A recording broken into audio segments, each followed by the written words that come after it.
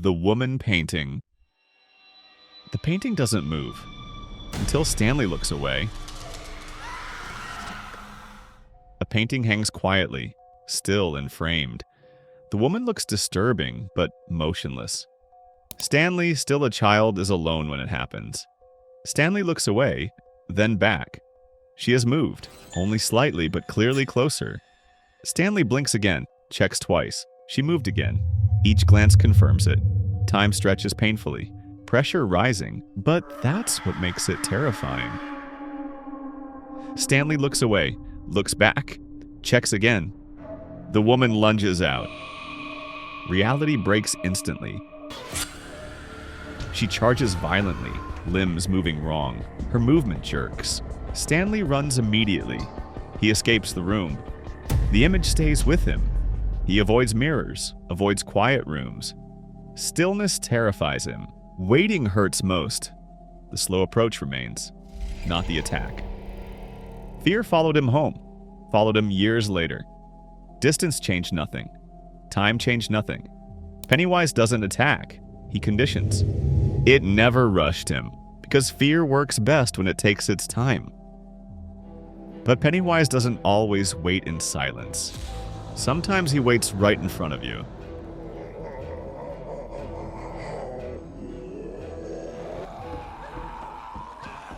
Mrs. Kirsch.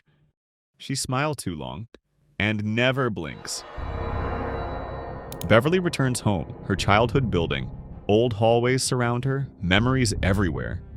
The apartment door opens slowly. An elderly woman appears, smiling too long. Her eyes linger, unblinking. She moves stiffly, unnatural posture. Unease growing. Paintings line walls, every surface filled. Faces stare outward, eyes watching. Some faces feel familiar, too familiar. Tea is offered politely. Conversation drags painfully. Long pauses. Awkward silence stretches. The woman talks oddly. Stories trail off. No one who dies here ever really dies. And that's the trap. Fear disguised as manners. Beverly stays because leaving would feel rude. Her smile never fades, never relaxes. Then something shifts. Her posture changes. Her spine straightens. She becomes inhuman. She charges screaming. Beverly runs instantly. Fear complete. The terror ends in motion. Beverly didn't miss the warning. She stayed because fear asked her to be polite. For other children, fear isn't social. It's physical. Time to take your pill, Eddie. The leper. Eddie fears sickness more than death, so Pennywise gives it a body. Neibolt Street waits. The house decays. Wood rots. Paint peels. The building sags. Unlived in. Eddie enters alone. Eddie's the hypochondriac. He fears infection more than pain. The door creaks, then shuts. The hallway darkens. Light fades fast. Air feels thick, hard to breathe. Pennywise doesn't invent new fear. He weaponizes the one you already have. Dust hangs motionless. Every sound echoes. A coughing starts. Wet coughing, broken coughing. The leper appears slowly. Skin blistered badly, covered in sores. Yellow fluid leaks, dripping constantly. The leper vomits bile, black and thick. It splashes Eddie. Eddie screams loudly. The creature keeps coming. Patient, relentless. Eddie fights back. The creature retreats screaming into darkness. The house falls silent. Eddie shakes uncontrollably. He escapes outside but runs into daylight. But fear follows him out the door.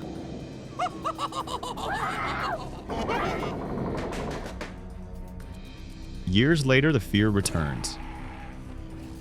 The coffin repeats, unchanged sound. Eddie freezes instantly. Older now, confidence comes later. Fear arrives first. Time changed nothing. The fear stayed. And sometimes Pennywise doesn't attack the body at all. He attacks certainty.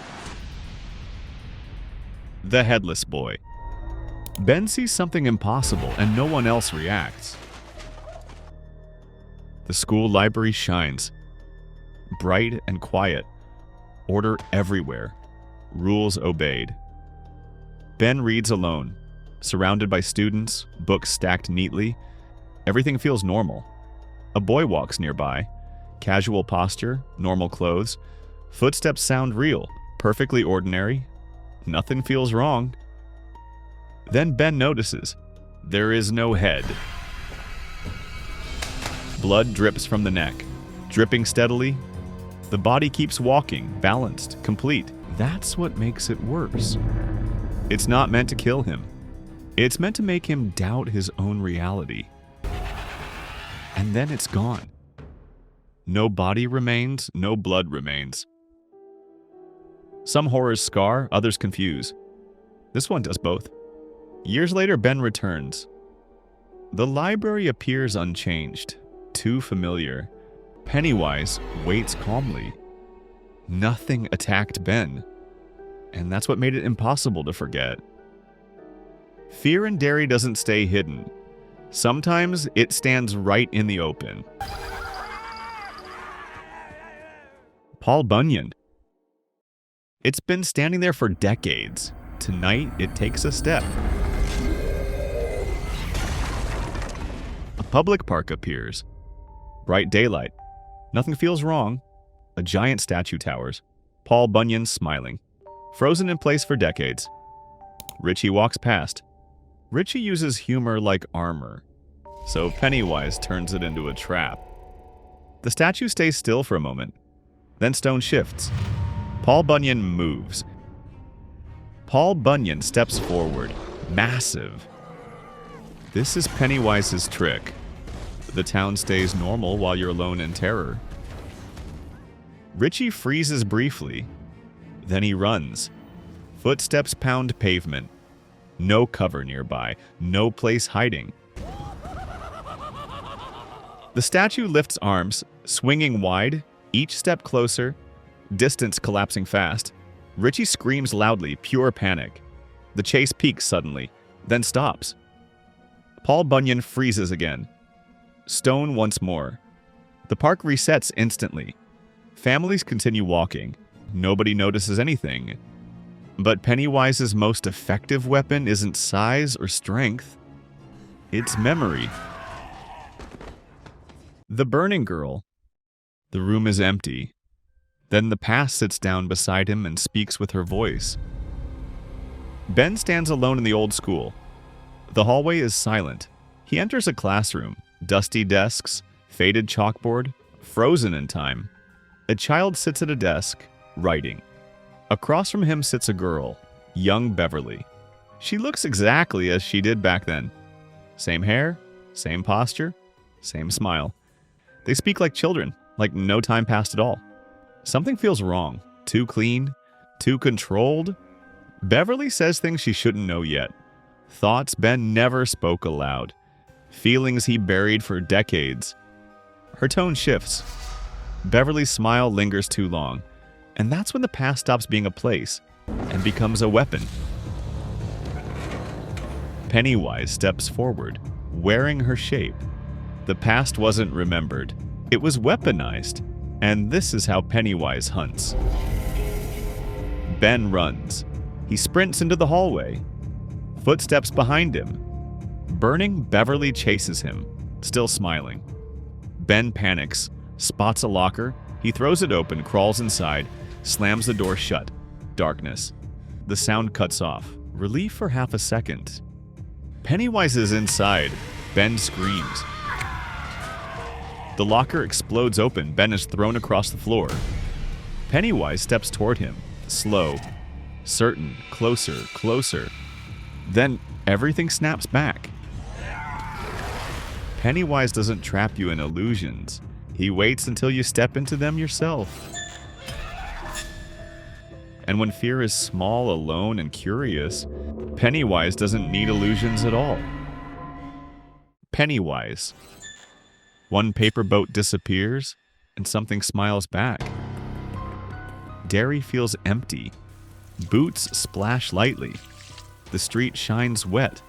The boat slips away, pulled by water. It disappears suddenly into a storm drain. Georgie leans in because no one ever taught him the street can bite back. Inside the darkness, the clown waits. White painted face, a painted smile, perfectly still. He speaks softly, calm voice first. Georgie, meet Pennywise. He asks questions, listens closely, laughs at answers, mirrors warmth, mirrors trust. They talk briefly about balloons, about circuses. The street stays empty. No adults nearby, no help coming. That's Pennywise's real weapon, isolation. He waits until no one can interrupt the moment. What a nice boat. Do you want it back? Georgie leans closer. The smile shifts. Pennywise lunges forward. The mouth opens. Rows of teeth appear. He bites down on Georgie's arm. Georgie screams. His arm is gone. Blood spills quickly, mixing with rain. The sewer swallows sound. Rain keeps falling. No one comes running. No one hears.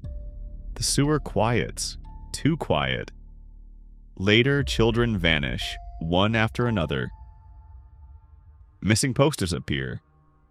Walls fill fast. Adults notice late, or not at all.